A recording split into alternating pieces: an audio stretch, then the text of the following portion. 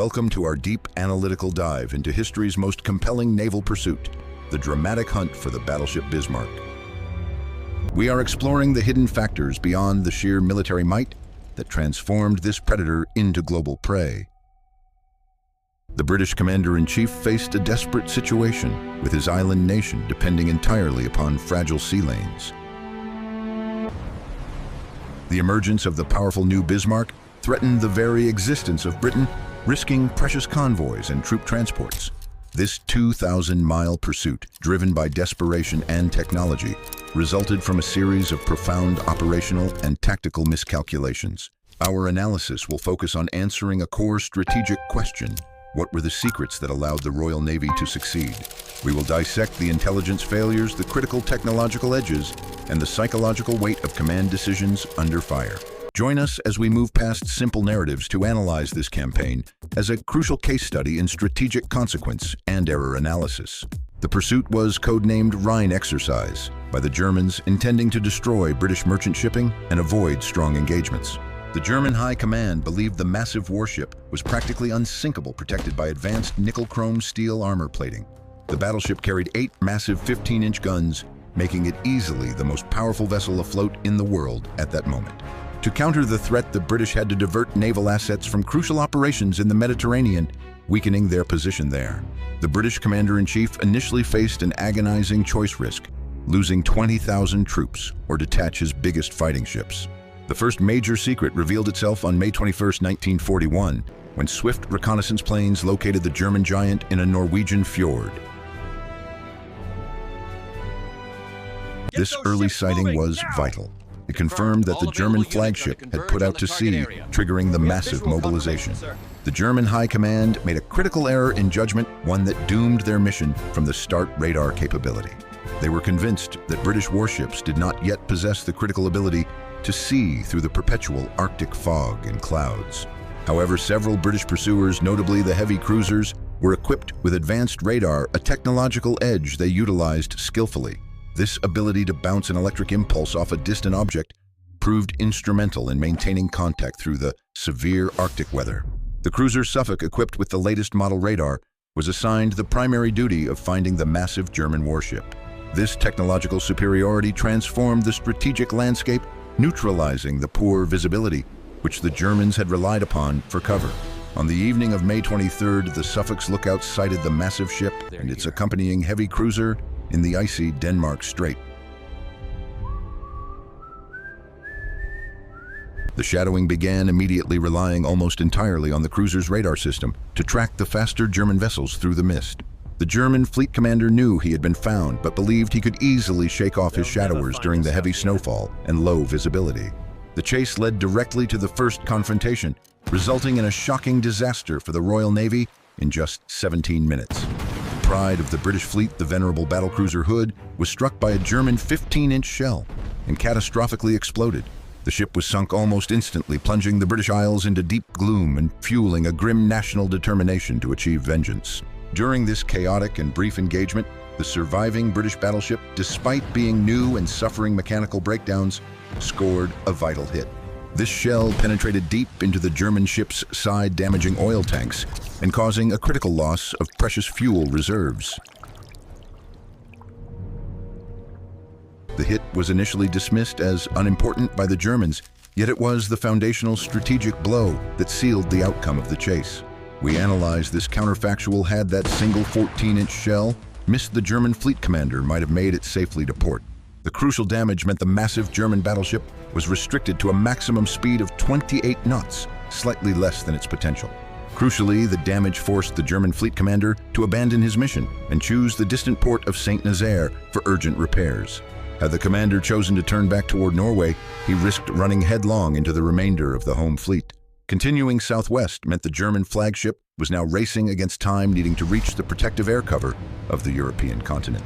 The German commander's biggest mistake, the real secret of the pursuit's success, was the decision to break total radio silence.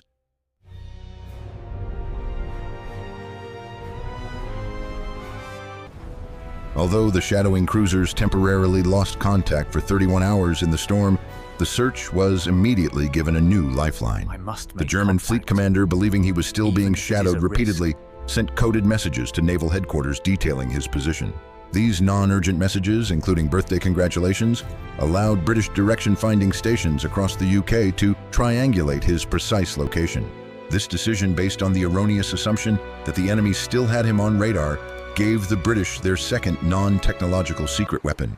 However, even with the accurate radio bearings, the British chase was almost derailed by a bizarre human error in simple navigation arithmetic.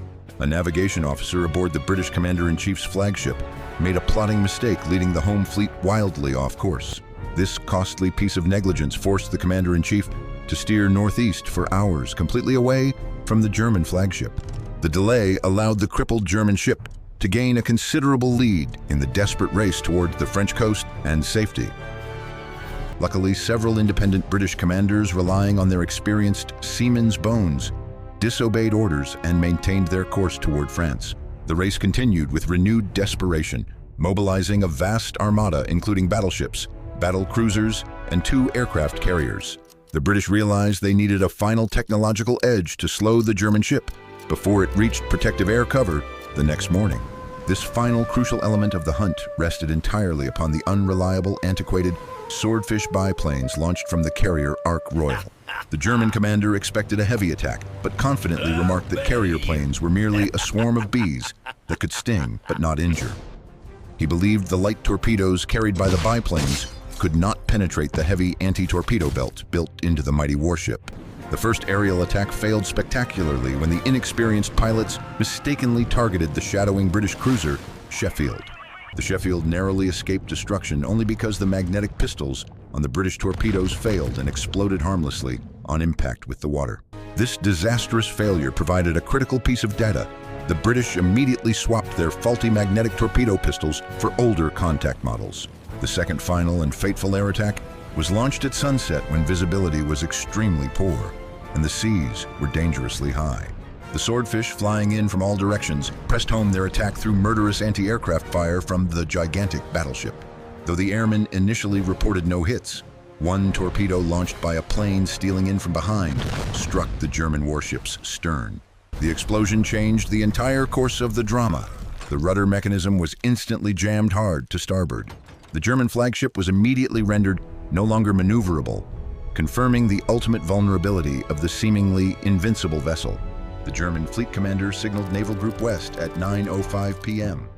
Ship no longer maneuverable, sealing the end of the chase. What followed was a desperate night of unceasing torment by the specialized destroyer squadron led by the intrepid destroyer squadron leader. Though the small ships failed to score any hits, their continuous attacks ensured the German gun crews were exhausted and sleep-deprived by morning. The crippled German giant could only circle helplessly in the stormy darkness, turning directly toward the converging heavy British battleships. Admiral Tovey, his gloom vanishing, realized that his final chance had arrived due to this massive, crucial stroke of unexpected fortune. There she is. The British Commander-in-Chief finally sighted his immobile target 12 miles ahead at 8:43 a.m. on May 27th after a week of frustrating pursuit. He cornered her at last, setting the stage for the final brutal and decisive confrontation between the 2 heavy battleships. The battle lasted just over an hour, during which time the British ships pounded the crippled German vessel at short range. The German guns fought back accurately at first, but soon succumbed to the massive sustained broadsides from the converging British ships. The German behemoth was eventually reduced to a flaming, smoking, shattered hulk, yet refused to surrender or sink beneath the waves. Even at the end, the British battleships had to reduce speed to conserve their critically low fuel, forcing them to abandon the kill. The final act of destruction was reserved for the cruiser Dorsetshire, which launched 3 contact torpedoes point blank into the beaten ship. The massive German warship, its flag still defiantly flying, finally heeled over and sank beneath the waves at 10:40 a.m. The secret to sinking the unsinkable German giant was not brute force, but a complex synergy of technological superiority and human error. We conclude that the campaign illustrates the profound strategic vulnerability created when technological confidence blinds a high command to reality. The pursuit underscores the critical lesson for strategists. Operational mistakes like breaking radio silence often prove more fatal than direct enemy fire. This great sea drama serves as a lasting case study in how a series of small interconnected failures can ultimately lead to strategic catastrophe.